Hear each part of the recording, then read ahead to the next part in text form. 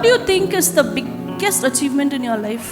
உங்க வாழ்க்கையிலே நீங்க ரொம்ப பெற்றுக்கொண்ட ஒரு பெரிய ஒரு சாதனை என்ன? Is it fame? புகழா? Is it name? பெயரா? Is it position? ஸ்தானமா? பதவியா? Is it money? பணமா? Is it big houses? பெரிய பெரிய பங்களா வீடா? Expensive cars? ரொம்ப காஸ்ட்லியான காரா? What do you think is the most expensive thing in your life? நீங்க உங்க வாழ்க்கையே பெற்றுக்கொண்ட பெரிய சாதனையான விஷயம் என்ன நினைக்கிறீங்க? Salvation, and one word. ரட்சிப்பு. When God says he is there with you. நீங்கள் எதை சாதனை என்று நினைக்கிறீர்கள்? உங்களுடைய புகழையா, பெயரையா, அல்லது நீங்கள் பெற்றிருக்கும் ஸ்தானத்தையா, பெரிய வீடுகளையா, அல்லது நிறைய பணம் வைத்திருந்தால் அதை சாதனை என்று நினைக்கிறீர்களா? இப்படி பல சாதனைகளை நீங்கள் பெற்றிருந்தால் அதுதான் சாதனை என்று நினைக்கிறீர்களா? லக்ஸரி கார்கள் வைத்திருந்தால் அது ஒரு பெரிய சாதனை என்று நினைக்கிறீர்களா அப்படின்னு ரீமா ஷெர்லின் சொல்கிறாங்க. இங்கே இதெல்லாம் மனிதனுடைய அத்தியாவசிய தேவையாக இருக்குது. இதெல்லாம் இல்லாத இந்த உலகத்தில் வாழ முடியாது. நாம் ஒவ்வொருவரும் இதுக்காக தான் பிரயாசப்படுறோம். ஒரு தங்கத்துக்கு வீடு வேணும், ஒரு வாகனம் வேணும், இப்படி பல வசதிகள் நமக்கு வேணும். அது கட்டாய தேவை. ஆனால் இருந்தாலும் இதெல்லாம் இல்லாத இருக்க முடியாது. இப்போ இந்த விஷயம்லாம் இல்லாதவங்களுக்கு தான் இதை பற்றி அருமை தெரியும். இருக்கிறவங்களுக்கு இதை பற்றிலாம் ஒன்றும் தெரியாது. இதை துச்சமாக தான் பேசுவாங்க. இதெல்லாம் ஒரு சாதனையா அப்படின்னு பேசுவாங்க. இதெல்லாம் இருக்கிற வசதி வாய்ப்புகள் உள்ளவர்கள். இல்லாதவங்களுக்கு தான் இதை பற்றியெல்லாம் அருமை தெரியும். அந்த மாதிரி ரீமா ஷெர்லின் இதெல்லாம் ஒரு சாதனையா அப்படின்னு பேசுகிறாங்க. இங்கே கணவன் மனைவிக்குள்ள கருத்து ஒற்றுமையாக இருந்தால் தான் நம்ம நீண்ட நாட்கள் வாழ முடியும். கணவன் ஒரு கருத்து, மனைவி ஒரு கருத்து. கணவன் இதை தான் சாதனைன்னு நினைக்கிறது, மனைவி இதெல்லாம் ஒரு சாதனையா அப்படின்னு சொல்கிறது. இப்படி இருந்தால் குடும்பத்தில் சந்தோஷம், சமாதானம், ஒற்றுமை இருக்காது, பிரிவினை தான் வரும். இங்கே நம்ம கிறிஸ்தவர்கள் என்ன நினச்சிக்கிறோம்? இதெல்லாம் ஒரு சாதனையா, இதெல்லாம் தேவையில்லை, கர்த்தருக்கு முன்பாக இதெல்லாம் தூசு குப்பை அப்படின்னு நம்ம நினச்சி இதெல்லாம் கேட்டுக்கிறோம். இந்த விஷயத்தை இப்படிப்பட்ட வேத விளக்கத்தை தான் நம்ம காலகாலமாக கேட்டுக்கணும்.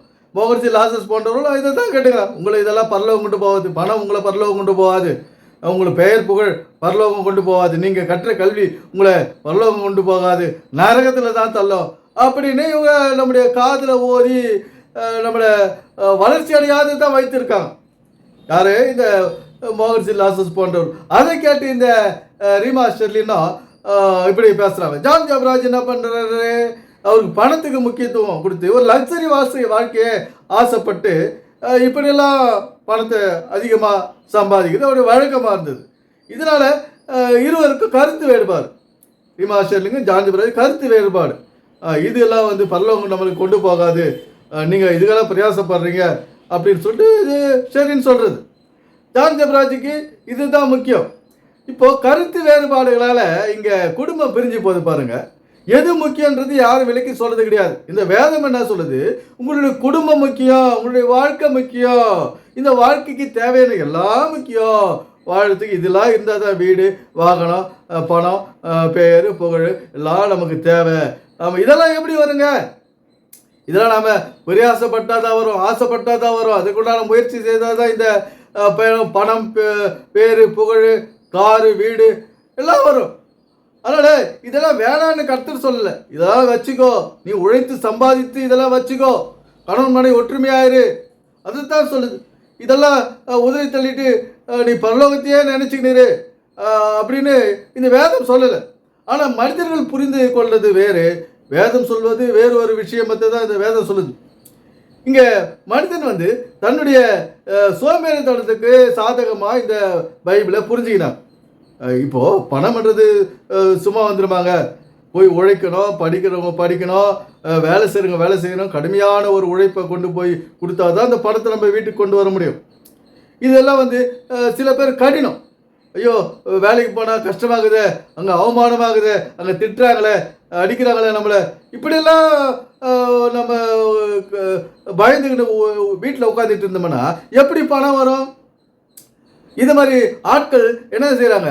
ஆண்டவரே எனக்கு பணம் தரும், ஆண்டவரே நான் கஷ்டப்படுறேன், ஆண்டவரே நான் கடைக்காரனாக இருக்கேன், இப்படி எல்லாம் சொல்லிக்கின்னு தாங்களே அவங்க வறுமையில் தள்ளுறாங்க.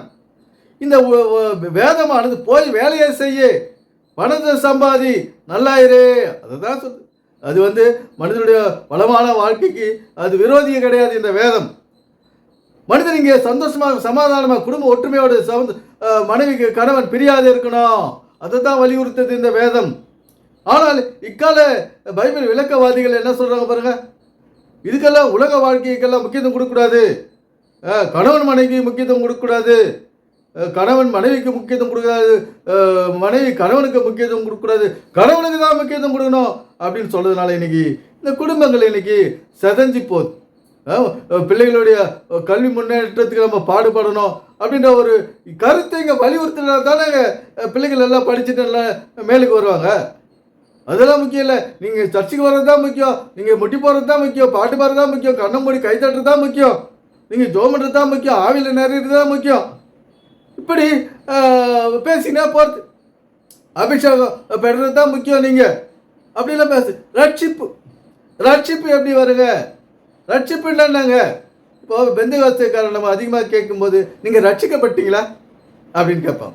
இங்கே ரட்சிப்பு என்னன்னாங்க, அது எந்த ரூபத்தில் இருக்குது? ரட்சிப்புன்றது எந்த ரூபத்தில் இருக்குது சொல்லுங்களேன்.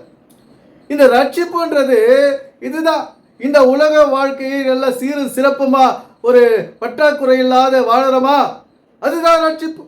இன்னைக்கு இதெல்லாம் இல்லாத நான் ரட்சிக்கப்பட்டேன் அப்படின்றதுல ஒரு அர்த்தமும் கிடையாது. ரட்சிப்புன்றது இதுதான். ஒரு சால்வேஷன், விடுதலை என்ன இது? எதுலேருந்து விடுதலை? ஏழ்மையிலேருந்து நம்ம விடுதலை அடையணும், வறுமையிலேருந்து விடுதலை அடையணும், வியாதியிலேருந்து விடுதலை அடைந்து ஆரோக்கியமான வாழ்க்கைக்கு வாழணும், கணவன் மனைக்கு சண்டை இல்லாத இருந்து நம்மளை சந்தோஷமான வாழ்க்கைக்கு போகணும். இதுதான் குறிக்குது விடுதலை. இன்னைக்கு சர்ச்சைக்கு போகிறது தான் வேலை. ஆனால் சர்ச்சைக்கு போயிட்டு வந்து வீட்டில் என்ன சண்டை தான், அங்கே தான் சமாதானமாக இருக்கிறாங்க மற்ற பேரை உட்காந்துக்கிட்டு. ஆனால் வீட்டுக்கு வந்து சமாதானம் கிடையாது, ஒன்றும் கிடையாது. குடும்பத்தில் இன்னைக்கு பிரிவினை தான். ஆளுக்கு ஒரு பக்கம் போகிறது, ஒருத்தர் பேச்சு ஒருத்தர் கேட்கறது கிடையாது, ஒருத்தர் ஆலோசனை சொல்லி தன்னுடைய வாழ்க்கையை இங்கே வாழறது இல்லை, மதித்து கீழ்ப்பணிந்து ஒருத்தருடைய கருத்தை இன்னொருத்தர் ஏற்றுக்கிறது கிடையாது. ஒத்த கருத்துன்றதுல எங்கள் குடும்பம் நல்ல ஒரு மகிழ்ச்சியான நிலைமையில் இருக்கோம், மனநிலையில் இருக்கோம். இன்னைக்கு கணவன் மனைவிக்குள்ள பிரிவினை வருதுன்னா ஏன்? இந்த வேதம் சொல்லும் வாழ்வியலை இங்கே புரிஞ்சுக்கிறது கிடையாது.